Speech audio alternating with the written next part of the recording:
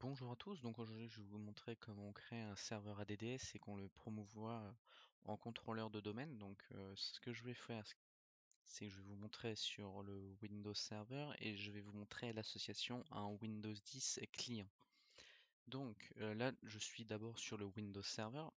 Donc en prérequis, qu'est-ce qu'il faut? Il faut que vous ayez une adresse réseau adressée en statique. C'est mieux que votre machine soit renommée, parce que vous allez voir que ça va être utilisé après dans les serveurs. Et puis bah, il nous faut aussi une machine cliente hein, pour pouvoir le montrer, c'est toujours mieux. Donc en premier, pour créer le serveur ADDS, ce qu'il faut faire, il faut aller sur donc là je suis actuellement sur le gestionnaire de serveur. Donc si jamais vous voulez le retrouver, vous faites menu démarrer et gestionnaire de serveur. Ici, vous pourrez le retrouver. Donc je vais faire gérer. Ajouter des rôles et fonctionnalités. Donc vous avez cette page qui s'ouvre, donc vous pouvez faire ignorer par défaut parce qu'il vous rappelle les prérequis. Donc le type d'installation, nous c'est une installation basée sur un rôle ou une fonctionnalité. Donc là vous retrouvez WinServer 2022 qui est le nom de ma machine, le nom de mon PC. Et les adresses IP, donc vous allez avoir donc un 192.168 qui est .1.200 qui est l'adresse statique que j'ai décidé d'attribuer. Et alors par contre là la 192.168.51.228 est une adresse DHCP parce que j'ai créé deux cartes réseau sur ma machine, une qui me permet de, on va dire, communiquer avec un LAN virtuel, donc avec le LAN de ma machine cliente, et la deuxième, ce qui me permet d'être connecté à internet, c'est si j'ai besoin de faire des recherches internet ou autre. Donc c'est ce que je vous recommande, et du coup là je suis configuré dans une adresse en mode bridge. Donc je fais suivant. Et là, je vais cocher le service ADDS. Donc là, voilà, il vous demande si vous voulez inclure tout le monde. Donc vous faites oui. Et ensuite, vous pouvez faire suivant. Donc, vous pourriez installer plusieurs choses en même temps, mais moi, je veux vous montrer vraiment étape par étape. Donc, je fais suivant. Ici, je fais suivant car rien ne m'intéresse. Je fais suivant. On pourrait cocher le redémarrer automatiquement, mais là, on va éviter. Et je fais installer. Et donc là, vous avez la barre de démarrage et d'installation qui progresse. Vous avez même le pourcentage d'avancement.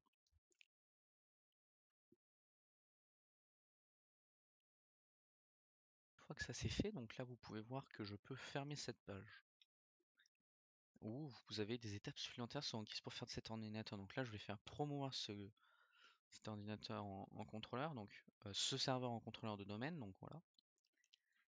Et donc ici, il faut que je sélectionne une forêt. Donc sachant qu'on n'a rien de créé, je vais faire ajouter nouvelle forêt. Nom de domaine à racine. Donc c'est là ça va être le nom de domaine qu'on va créer. Donc, dans notre cas, on va mettre par exemple France, voilà, parce que j'ai pas trop d'idées, donc on va prendre France. Et là, on va mettre point local, parce que j'ai envie que ça soit un point local. Je fais suivant.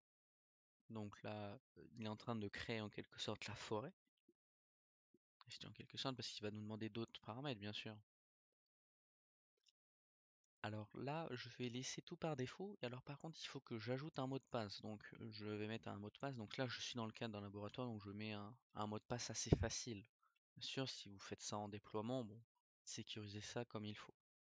Je ne crée pas de délégation DNS. Et là, le nom NetBIOS, ce qui va s'afficher, ça va être le nom de votre domaine en majuscule. Si tout est bien, sauf si vous voulez le modifier. Après, vous pourrez. Mais le nom NetBIOS, par défaut, donc là, ça va être France en majuscule. Donc ça prend un petit peu de temps, voilà. Je vous l'avais dit, hein, France en majuscule. Je fais suivant.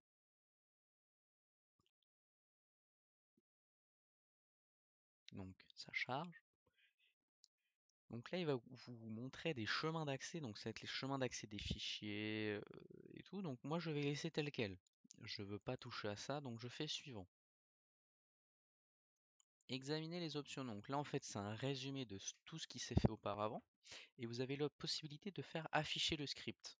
Donc voilà, vous pouvez voir donc script PowerShell pour le déploiement d'ADDS. Donc c'est pour refaire tout ce qu'on vient de voir, mais en commande PowerShell. Alors en commande PowerShell, vous ferez une vidéo tutoriel plus tard je pense la semaine prochaine ou même plus tard, sur justement la création de tout ce que vous allez voir là dans cette vidéo en PowerShell. Donc là, on peut fermer, on peut l'enregistrer hein, si on le voulait, mais je vais pas le faire. Je fais suivant. Donc là, vérification, mais vous allez voir, tout va bien marcher. Il y a juste des messages d'erreur qui vont apparaître, mais rien de très important pour nous.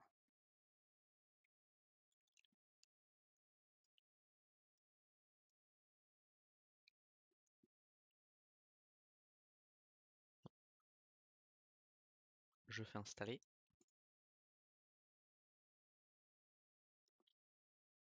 Donc là, vous avez un message d'erreur, hein, mais vous pouvez l'ignorer.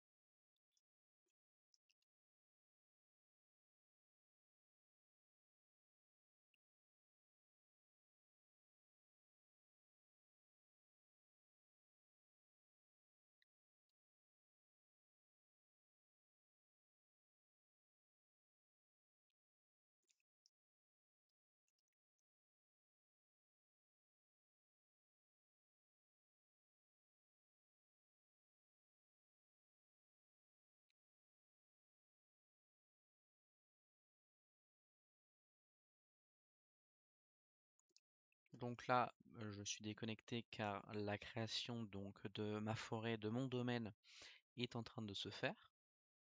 Donc vous allez voir, je peux faire fermer et fermer. Et donc du coup voilà, redémarrage en cours pour justement en fait mettre en place le domaine sur ce serveur.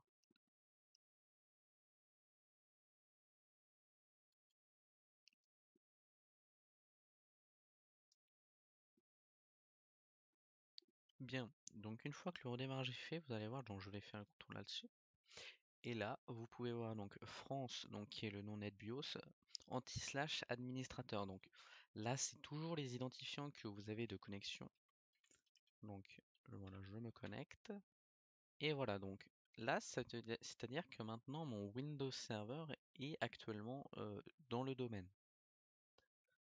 Bien, donc vous pouvez voir, donc là c'est le temps que tout se charge et je vais vous montrer les petites nouveautés qui sont apparues donc selon le gestionnaire de serveur, vous allez voir. Alors on peut regarder, là on voit qu'il y a certaines choses, des services qui sont pas activés, donc si on veut on peut presse-papier, Microsoft Edge Update, donc ça va, c'est pas gênant. Donc là vous pouvez voir que maintenant ADDS est ici et DNS aussi. Et là, vous pouvez observer que du coup, vous pouvez accéder à ADDS et DNS. Donc dans la DDS, je vois donc le service avec le nom du serveur et là les adresses IP associées. Vous avez même le journal d'événements qui est juste ici. Et pour le DNS, vous pouvez voir qu'il est actif.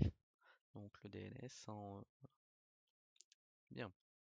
Maintenant, on a notre domaine. Mais pour pouvoir s'y connecter, il faut des utilisateurs. Donc les utilisateurs, on va en créer un. Donc pareil, attendez, je fais outils.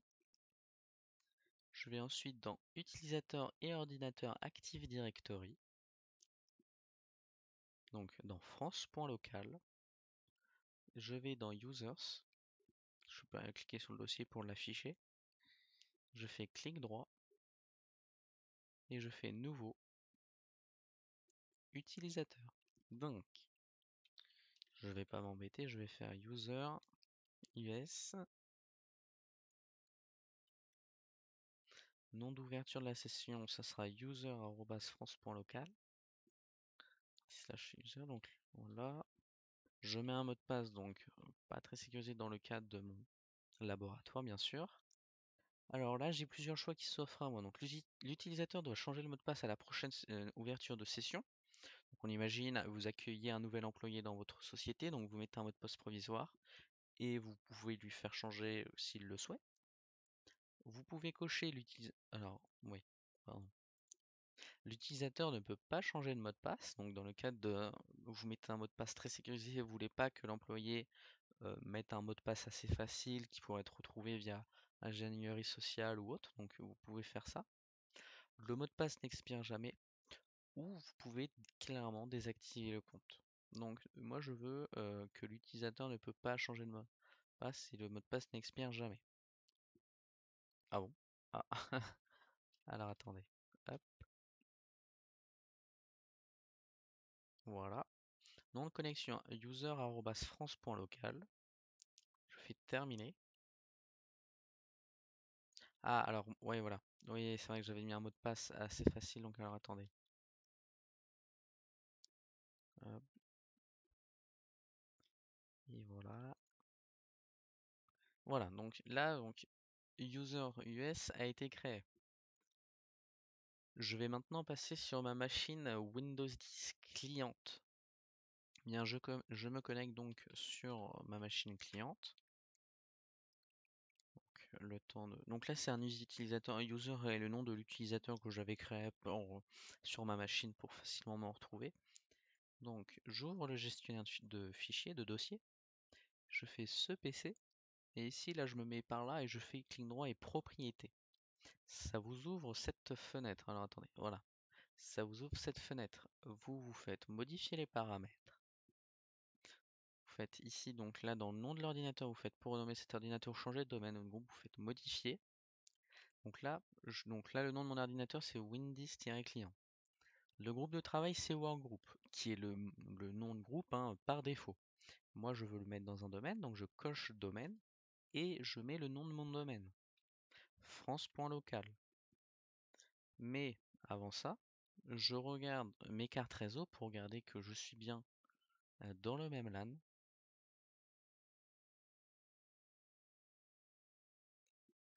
C'est là, voilà. Attendez.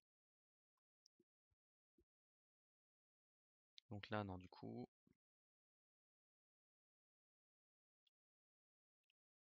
on va mettre .50.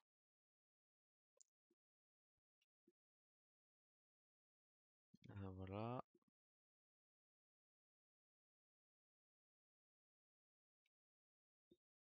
Et .200. .200 qui est mon serveur DNS, parce que j'ai installé en même temps un serveur, en même temps qu'ADDS, on a créé un serveur DNS. Je fais OK, fermer, le temps que ça se connecte. En même temps, je peux en profiter pour ouvrir une invite de commande, pour regarder que ma machine communique bien. Et voilà, donc il y a une réponse de mon serveur Windows Server, donc la communication est déjà bel et bien établie. Donc France.local, je fais OK. Voilà, donc là, modification du nom de domaine. Donc là, on me demande d'entrer le nom et le mot de passe d'un compte autorisé à joindre le domaine. Donc, on peut mettre par exemple le compte administrateur. Ça vous permet pas de vous connecter, ça vous permet juste d'associer cette machine cliente à votre domaine. Donc je fais OK. Bienvenue dans le domaine France.local. Et donc là, on va redémarrer notre machine et vous allez voir que nous sommes donc dans le domaine. Donc je fais redémarrer maintenant.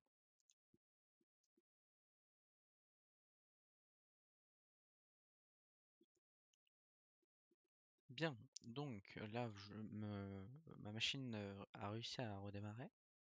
Le contrôle là-dessus. Et donc là, je vais faire autre utilisateur. Je vais faire user@france.local qui correspond donc à mon domaine. Je mets le mot de passe que j'ai mis. Alors attendez. Voilà. User US, donc qui correspond donc bel et bien à ce que j'ai mis. Et là, j'ai le Windows Hello qui commence.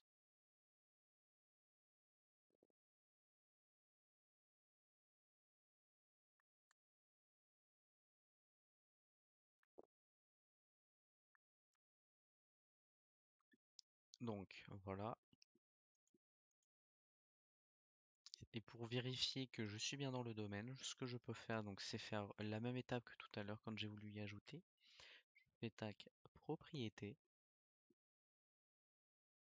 Donc déjà nom complet Windows 10 client qui correspond donc à mon nom de machine et France.local qui correspond à mon domaine.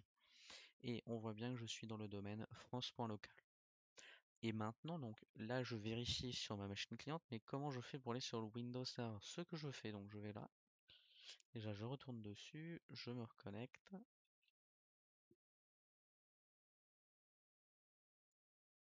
Donc ADDS, voilà, réplication. Vous pouvez voir tous les outils. Et là, vous faites donc utilisateur et ordinateur Active Directory. Et là, donc dans Computers, donc France.local Computers, vous voyez ma Windows 10 cliente qui est le client qui a été ajouté sur mon domaine. Donc dans cette vidéo, vous avez donc vu comment créer un domaine Active Directory en créant sa forêt et le DNS, comment créer l'utilisateur, où est-ce qu'il faut aller, et comment associer un Windows 10 à mon domaine Windows Server. Donc voilà, donc si vous voulez, moi ce que je vais faire c'est que prochainement je vous ferai une vidéo en faisant la même chose mais en PowerShell et on pourra développer petit à petit notre domaine et faire des nouveautés dessus. Donc je vous souhaite une bonne journée à tous et à bientôt.